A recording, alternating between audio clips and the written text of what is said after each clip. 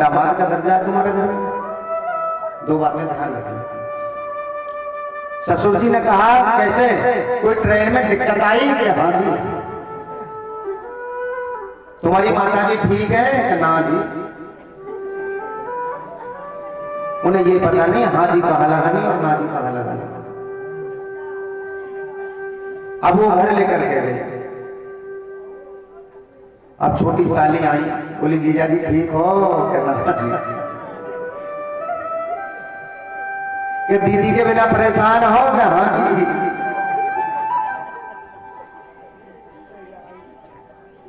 अब कुछ देर बाद बोले अच्छा एक काम करो।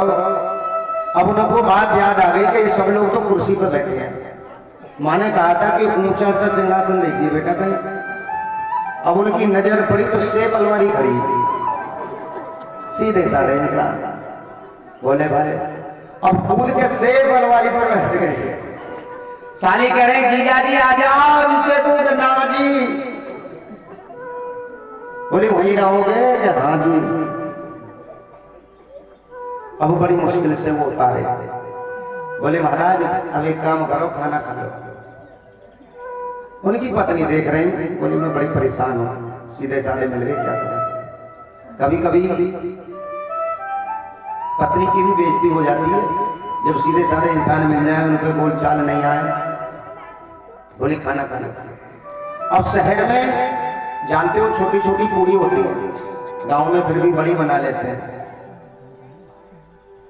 अब उनके पास जैसे ही पूड़ी आई, उन्होंने एक पूड़ी का एक ही गस्सा बनाया और खाने शुरू। 4 पूड़ी ऐसे ही खा गए। अब उनकी धर्मपत्नी देख रही, बोली कि अगर मैं मुंह से कहूंगी तो मेरी बेइज्जती, कि इतने सीधे हैं क्या, इशारे से कह रहा हूं। तो दरवाजे पर से खड़ी वो कह रही सुनते हो महाराज जी? हाँ। तो वो देखने लगे, हाँ मुझसे कह रही हो? बोली हाँ। बोली 2 में से 4, 2 पूरी में से 4 टुकड़े बनाओ। तो उन्होंने सोची कि ये कह रही 4-4 एक साथ खाओ। अब तो सब्जी ली और 4 पूरी एक साथ खानी शुरू। जब एक साथ 4 पूरी खानी शुरू तो भाई पूरी तो खत्म, फिर 8 पूरी आ गई।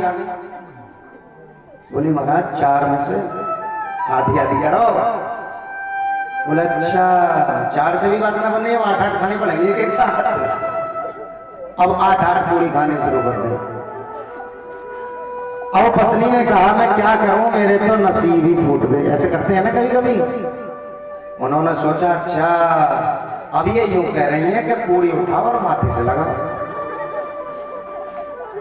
अब जैसे ही पूरी साली ऑनलाइन तो उन्होंने पूरी उठाई और खाली पूरी माथे से लगाई।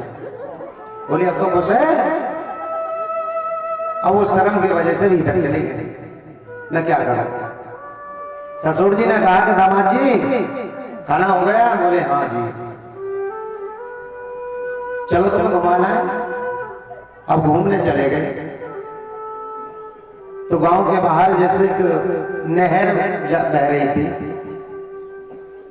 तो कहने लगे दामाद जी कि ससुर जी एक बात बताओगे? बोले पूछो दामाद जी। ये नहर किसने खुदवाई? अब ससुर जी को बड़ा गुस्सा आया। एक तो पूरी इस तरह से खा गए, बैठा सेब अलमारी पर जाके, इसे बोलने की तमीज नहीं थे, जवाब क्या दूं।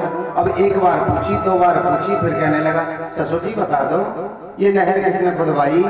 तो ससुर जी ने गुस्से में कहा आधी तेरे बाप ने खुदवाई और आधी मैंने खुदवाई। बोले अच्छा हमारे पिताजी नहर में खुदवाने आए हैं?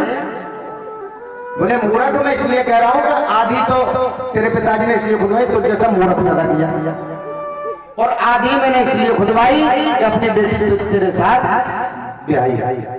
बोले गोविंद भगवान। तो इसलिए कम से कम बेटी का विवाह वहां करना चाहिए जहां बेटी की मांग हो। दहेज के